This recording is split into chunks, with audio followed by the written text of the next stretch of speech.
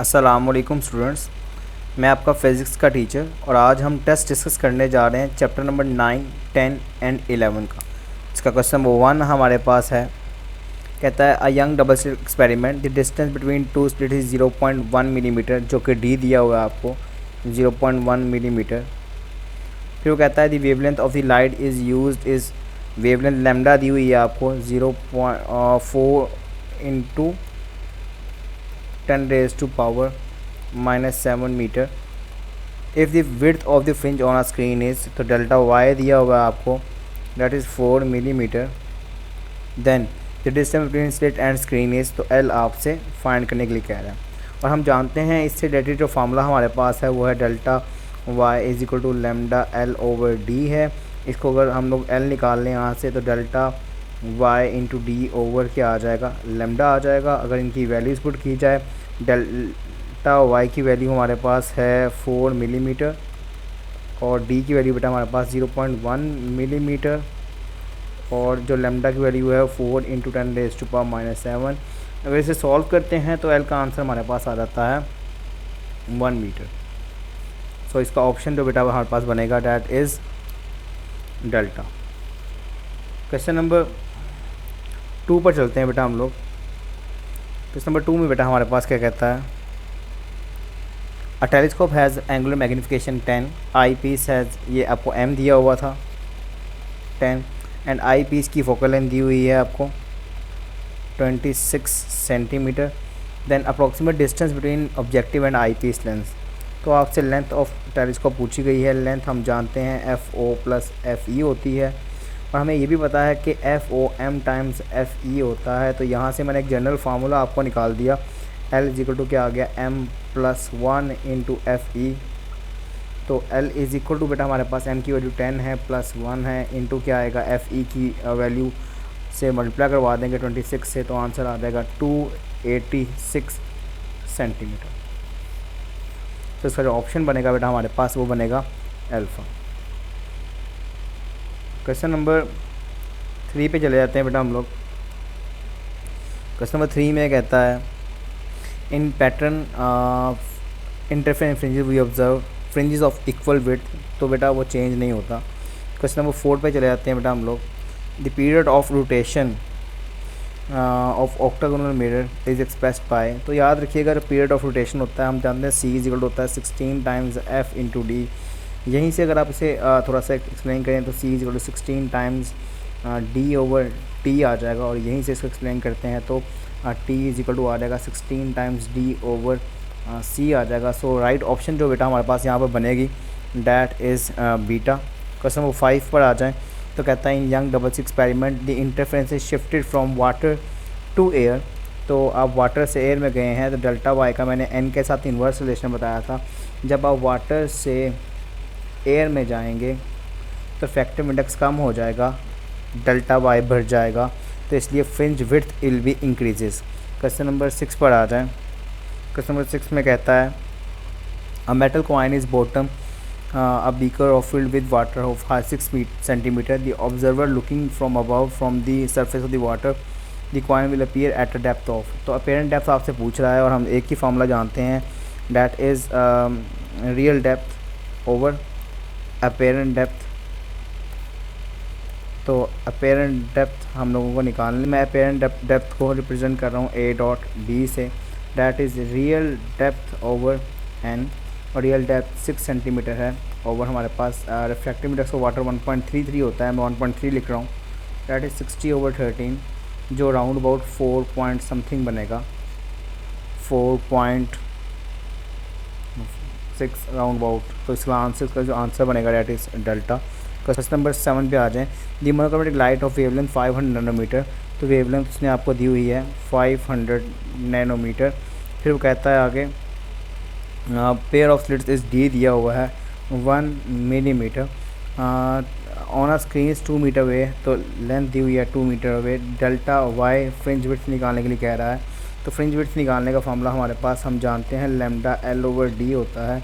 अगर आप इसमें फार्मूले की वैल्यू पुट कर दें तो लैम्डा 5 इंटू 10⁻⁻7 बन जाएगा, एल हमारे पास 2 बन जाएगा, और जो डी होगा डैट इज़ 10⁻⁻3। तो अगर आप देखें तो हमारे पास 2 मीटर आ गया, और जो डी था वो हमारे पास 1 मिलीमीटर आ गया। 5 टू द 10, एक ज़ीरो वैसे ही कम हो गया, तो ये 1 millimetre is the right option होगी। तो इसका जो आंसर बनेगा बेटा हमारे पास वो बनेगा चार्ली। क्वेश्चन नंबर 8 पर आ जाएं बेटा। क्वेश्चन नंबर 8 में बेटा हमारे पास कहता है to get 3 images of a single object one should have 2 plane mirrors at an angle of। सो बेटा हमारे पास यहाँ पर जो फार्मूला है नंबर ऑफ़ इमेजेस निकालने का इस केस के अंदर वो आएगा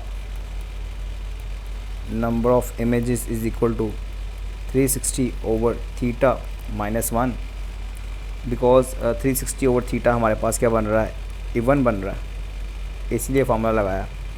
तो इसमें जो हमारे पास ऑप्शन बनेगी 360 ओवर 90, ये 4 आ जाएगा, 4 minus 1 that is 3।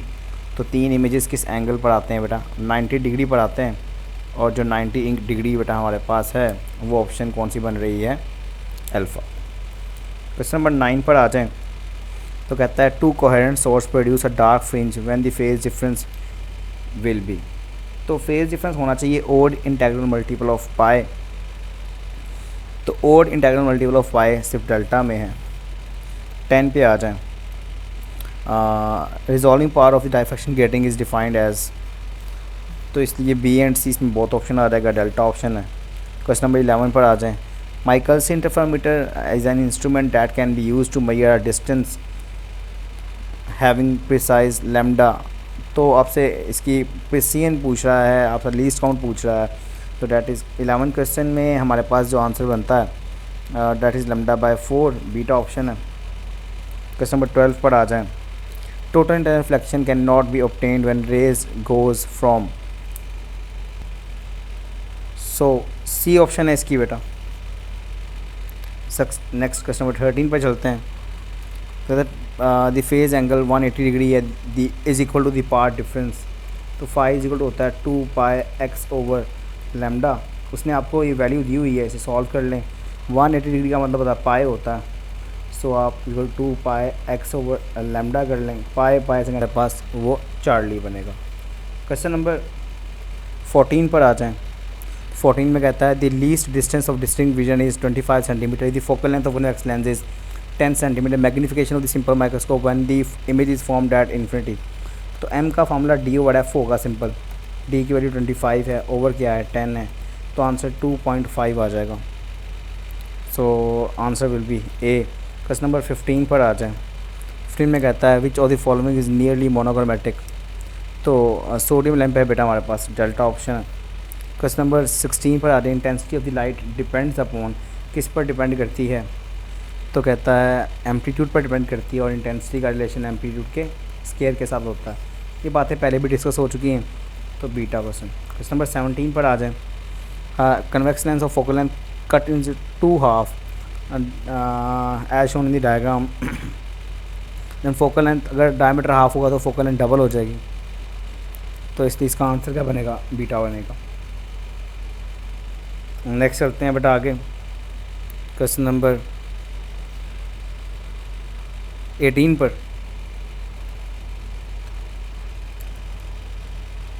Question number 18 में बेटा हमारे पास क्या कह रहा है, if the frequency of the light emitted by a source in an interference experiment is made 4 times, तो del fringe width will becomes. तो वो बताया था लैम्डा एल ओवर डी होता है, और चूंकि लैम्डा का रिलेशन फ्रिक्वेंसी के साथ क्या होता है, इन्वर्स होता है, तो फ्रिक्वेंसी 4 टाइम्स करेंगे तो डेल्टा वाई हमारे पास क्या हो जाएगा, 1/4 हो जाएगा, तो डेल्टा ऑप्शन है। क्वेश्चन नंबर 19 पर आ जाएँ। 19 में कहता है absolute refractive index of water and glass is 4/3 and 3/2, then what is refractive index of the glass. तो रिफ्रैक्टिव इंडेक्स निकालने बेटा हमारे पास, रिफ्रैक्टिव इंडेक्स निकालने के लिए ग्लास का ऊपर आ जाएगा हमारे पास, देन वाटर का आ जाएगा, सॉल्व करेंगे तो 9/8 is the right option, beta आ जाएगा। क्वेश्चन नंबर 20 पर आ जाए। An unpolarized beam of intensity 2a square passes through the polarized, then intensity of the plane polarized light will be, तो हमेशा हाफ हो जाती है एक मतलब पास होने से, चार्ली ऑप्शन बनेगा। 21 a magnifying glass the object is placed at, between lens and focal length, simple microscope में से क्वेश्चन आया। क्वेश्चन नंबर 22 में आ जाएं। Phenomena of the interference shown by, याद रखिएगा इंटरफेरेंस लॉन्गिट्यूडनल हो चाहे हमारे पास कोई भी तरह की वेव हो वो शो करता है, डैट इज़ डेल्टा ऑप्शन है। 23 पर आ जाए। Time taken by light to pass from 4 millimetre thick glass lab to refractive index दिया हुआ इसने आपको। तो इसमें हमारे पास डिस्टेंस दिया हुआ इसने आपको, टाइम टेकन आपसे पूछ लिया। 23 है time taken by light to pass through 4 millimetre thick glass lab of refractive index 1.5 milli will be. तो हम जानते हैं हम लोग v इज इक्वल टू होता है c/n और यही v होता है डिस्टेंस ओवर टाइम।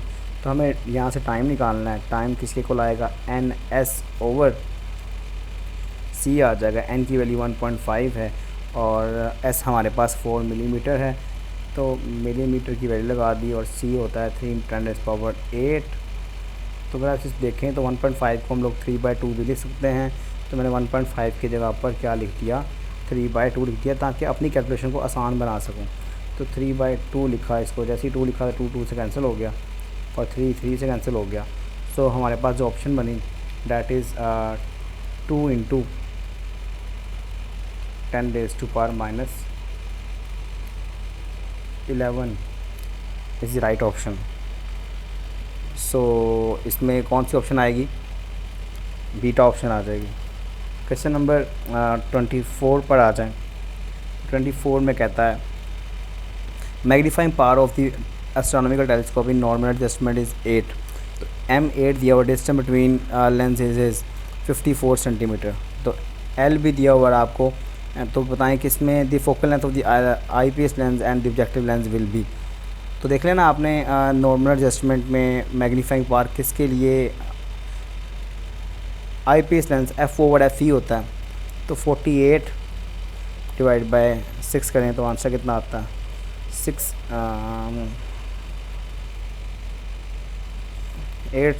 होता है, 8 आ जाएगा। तो मैग्नीफाइंग तो यही बन रहे। अब इन्हें ऐड करके देख लें आप, ऐड करते हैं तो 48 + 6 तो आंसर कितना आएगा, 54 आ जाएगा। तो यही राइट ऑप्शन है बेटा हमारे पास, अल्फ़ा। क्वेश्चन नंबर 25 पर चलते हैं। In an experiment to measure the wavelength of the light use a double slit. It is found that the fringes are close together to easily count them. To spread out the fringe pattern, what would be? Spread out बढ़ाना चाहते हैं आप fringe lambda l/d। जब आप इसे बढ़ाना चाहते हैं तो बेटा हमारे पास क्या आएगा, लैम्डा बढ़ा दें, l बढ़ा दें और d को कम कर दें। सो इसलिए जो इसका राइट ऑप्शन बनेगा बेटा हमारे पास A बनेगा। क्वेश्चन नंबर 26 पर आ जाएं बेटा। क्वेश्चन 26 में कहता है magnifying glass has focal length of 15 centimetre.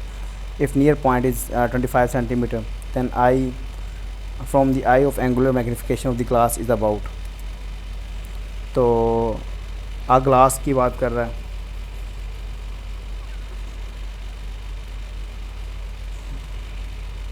तो 1 + d और f लगा दें आप। d कितना है, 25 है और नीचे 15 आ गया हमारे पास। तो इसे सॉल्व करें अगर तो 5 5 5 3 आ जाएगा, 3 ही एलसीएम आ जाएगा, 3 + 5 आ जाएगा, 8/3 है, 3 2 * 6 है और 3 6 * 18 आ जाएगा।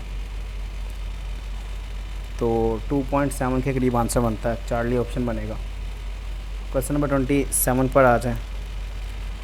इन Young doubles experiment 10th maxima of wavelength λ1 is at distance y1 from the central maxima.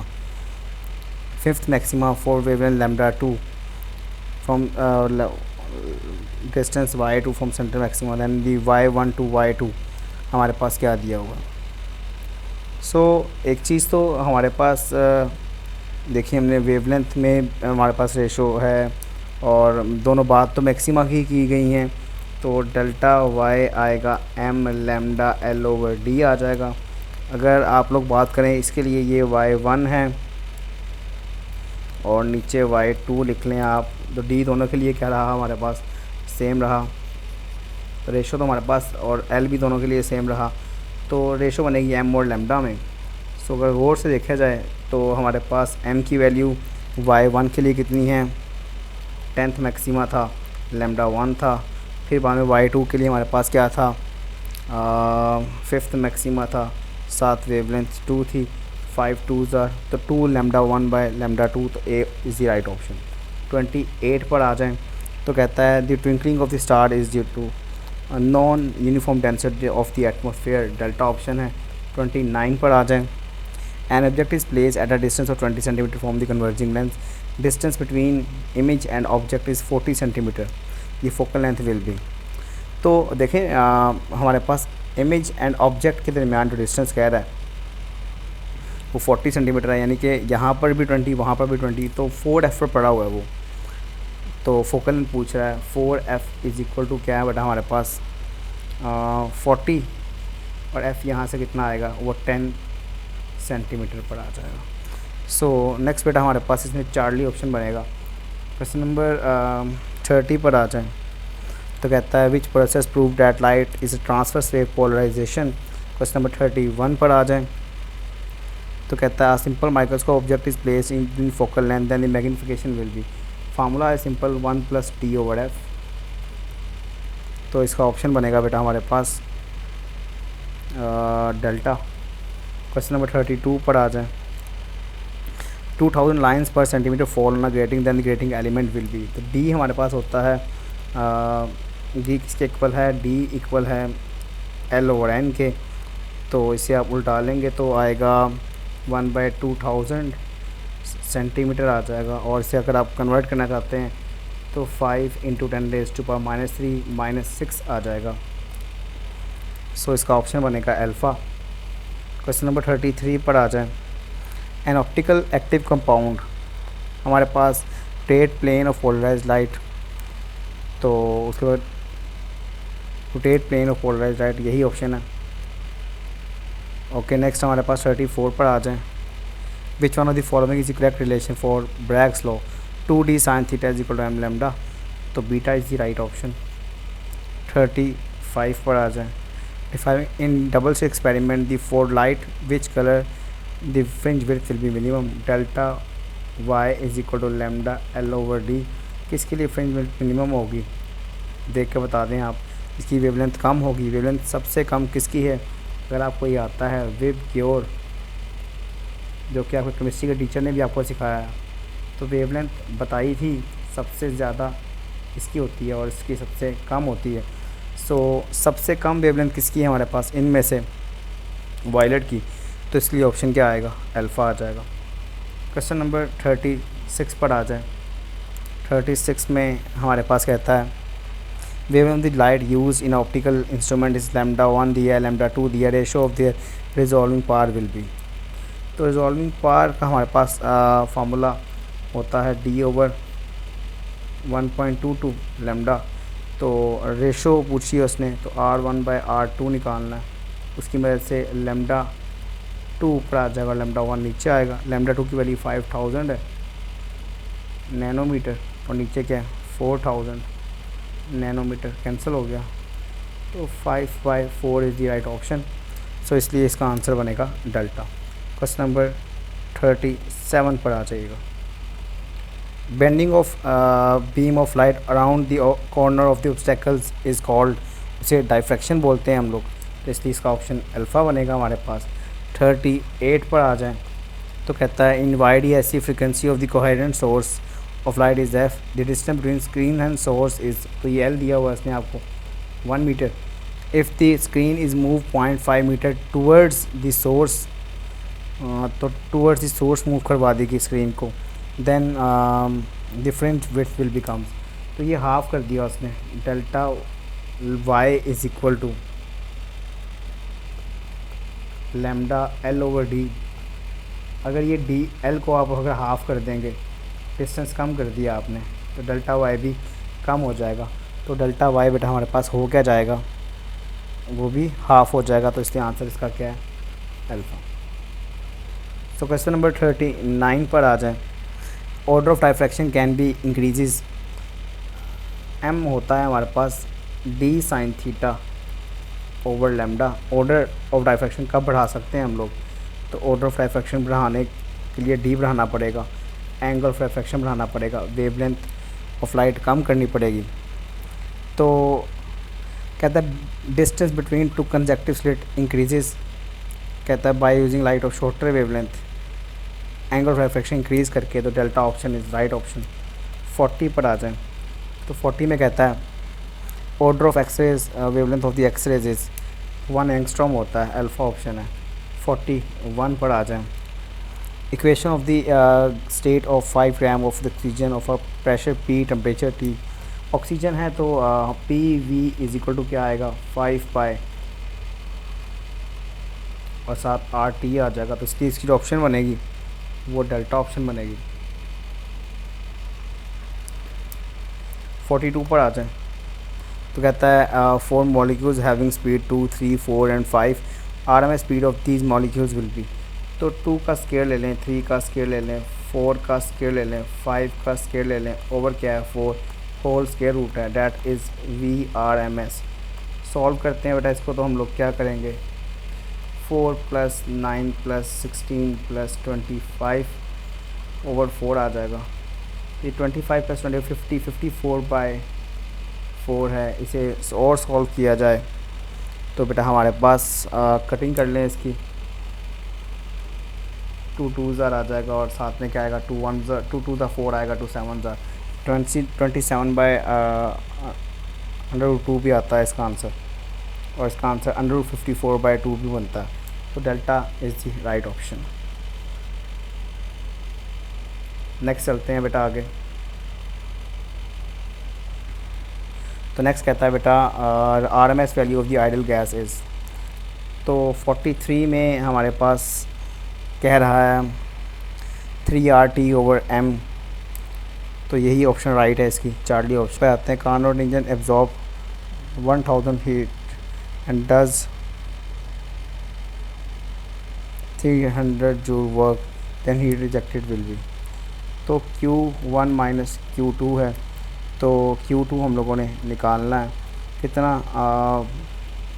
Work किया उसने 300, और Q1 में से हम लोग इसको निकाल देंगे। सो जो ऑप्शन बनेगी हमारे पास Q2 हमारे पास क्या आएगा Q1 -W, Q1 1000 है, 300 निकाल देंगे तो 700 joule is the right answer. Delta option है। क्वेश्चन नंबर 45 है woollen cloth keep the body warm because of it is a bad conductor.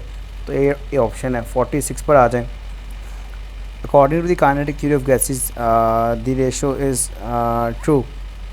तो T इज इक्वल टू हमारे पास क्या होता है 2/3K 1/2 mv²। और अगर आप यहाँ पे R/N पुट कर दें तो 2NA/3R 1/2 mv² आएगा। तो इसलिए जो इसकी ऑप्शन बनेगी वो चार्ली बनेगी। क्वेश्चन नंबर 47 पर आ जाएं। तो कहता है for gas RMS speed of 800 K is. सबके लिए सॉल्व करना पड़ेगा। तो हम जानते हैं कि V का रिलेशन टेम्परेचर के साथ डायरेक्ट है, तो यहाँ से एक रिलेशन बना लें आप लोग। V'/V इज इक्वल टू नया टेम्परेचर 800 है, पुराना कितना है हमारे पास 200 लेते हैं अगर, तो ये 4 आ जाएगा। सो इसकी वजह से जो V' आएगा वो डबल ऑफ आएगा। तो इसका आंसर जो राइट बनेगा हमारे पास वो बीटा बनेगा। 48 पे आ रहे हैं kinetic energy per molecule of an gas in terms of pressure. तो प्रेशर हमारे पास क्या था 2/3 N/V 1/2 mv²। तो आप यहाँ से निकालना चाहते हैं काइनेटिक एनर्जी पर मॉलिक्यूल, तो क्या आएगा 3, इसे N नोट कह लें आप, 3P/2 N नॉट, ये 1/2 mv² आ जाएगा। 3P/2 N नॉट, ये अल्फ़ा ऑप्शन बनेगा इसका। 49 पर आ जाएं। A chamber contain mixture of helium and hydrogen, the ratio of the RMS speed of helium and hydrogen molecules will be. तो मोलर मास के साथ हमारे पास इन्वर्स रिलेशन था। पहले हीलियम का जिक्र है, तो हीलियम का मोलर मास कहाँ आएगा, नीचे आ जाएगा। वो कितना,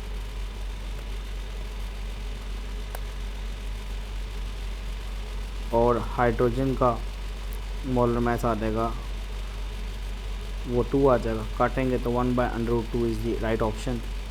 तो इसलिए इसका आंसर क्या बनेगा, बीटा। क्वेश्चन नंबर 50 पर आ जाए। तो 50 में कहता है which of the following have highest RMS value. तो वी का रिलेशन हमारे पास मोलर मास से इन्वर्स होता है। हायर आरएमएस वैल्यूज़ की होगी, का मोलर मास कम होगा। तो मोलर मास सबसे कम इसका हाइड्रोजन का। क्वेश्चन नंबर 51 पर आ जाए। Value of the gamma for triatomic gas. अगर आपको याद हो तो मोनोटॉमिक गैस के लिए मैंने 1.67 लिखवाई थी, डायटॉमिक के लिए 1.4 थी, और पॉलीटॉमिक के लिए 1.29 थी। तो उसने पूछा किसके लिए, ट्राइएटॉमिक की। तो देख लें ट्राइएटॉमिक यानी पॉलीटॉमिक की, किसमें 1.29 बन रहा। 5/3 को सॉल्व किया, 3 1 ज़ा 3, 3 6 ज़ा 18, गलत, ये मोनोटॉमिक है। इसके अलावा 8/6 को सॉल्व किया, 6 1 ज़ा 6, फिर बच गया 2, 6 3 ज़ा 18। तो ये हमारे पास राउंड बोर्ड बनता है ये ट्राइएटॉमिक के लिए, पॉलीटॉमिक के लिए, ठीक है। लेकिन इसके बाद और देख लेते हैं एक मरतबा 7/5, क्योंकि श्योर नहीं हम लोग। 5 1 ज़ा 5, और फिर बच गया हमारे पास 2, 5 4 20। ये तो हमारे पास डायटॉमिक के लिए। और लास्ट पे हमारे पास आ गया 9/7, तो ये 7 1 ज़ा 7 आ जाएगा, 2 बच गया, और 7 2 ज़ा 14 आ जाएगा। तो ये ज़्यादा राइट ऑप्शन नियर बाय बनता है हम लोग। तो इसलिए पॉलीटॉमिक में लगा देंगे 9/7, तो इसका आंसर डेल्टा बन जाएगा। क्वेश्चन नंबर 52 पर आ जाएं। विच of the following is not correct at constant temperature. Constant temperature पे कौन सा करेक्ट नहीं है। तो बेटा ये करेक्ट, पहला ग्राफ करेक्ट नहीं है। आपको केमिस्ट्री सर ने पढ़ाया भी होगा कि पीवी का ग्राफ एट कांस्टेंट टेम्परेचर किसी के साथ भी ले लिया जाए वो तो स्ट्रेट लाइन रहता है। तो ये तो उसने गलत बनाया हुआ, तो यही ऑप्शन गलत है। 53 पर आ जाए। 53 में कहता है which of the substance A B C has highest specific heat in temperature versus time graph shown. Let's suppose मैं ग्राफ बना देता हूँ आपको यहाँ पर। टेम्परेचर वर्सेस टाइम ग्राफ हमारे पास, ग्राफ हमारे पास 3 बनाए गए हैं, 1 2 और ये 3। तो आपने देखना है specific heat, highest specific heat. तो highest specific heat delta Q इसको आपने एन सी डेल्टा टी पढ़ा हुआ है। तो सी किसके इक्वल होगा, एन, ये होगा delta Q over n delta T. भाई उसकी वैल्यू सबसे ज़्यादा उसकी की होगी, इसका डेल्टा टी सबसे कम है। तो सबसे कम किसका, इस वाले केस का। तो इसे आप अगर ए बी और सी का नाम दे तो C is the right option. 54 पर आ जाए।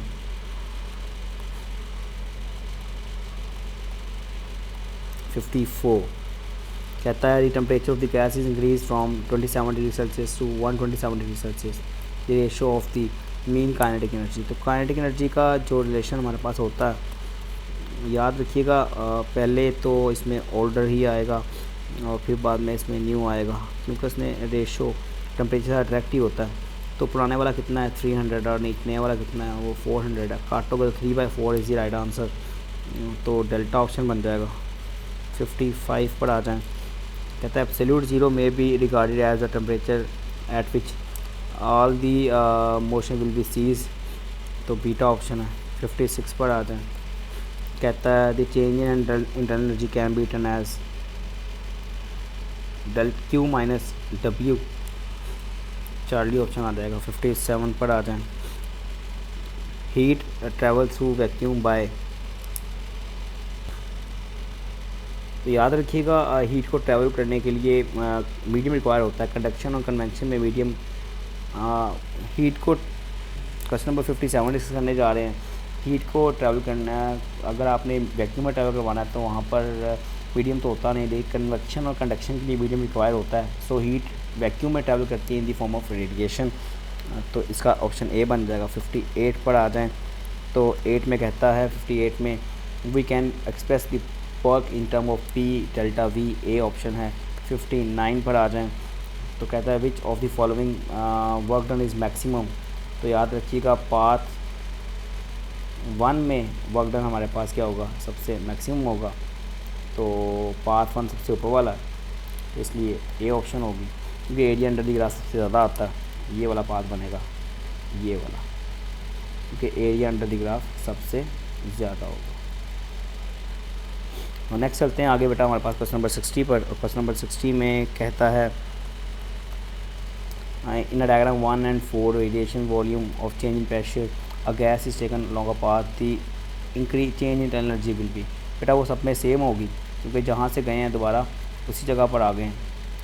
तो इंटरनल एनर्जी तो हमारे पास कांस्टेंट होगी, चेंज इन एनर्जी क्या होगी, ज़ीरो होगी। तो ज़ीरो इन ऑल 4 केसेस, तो बीटा इज राइट।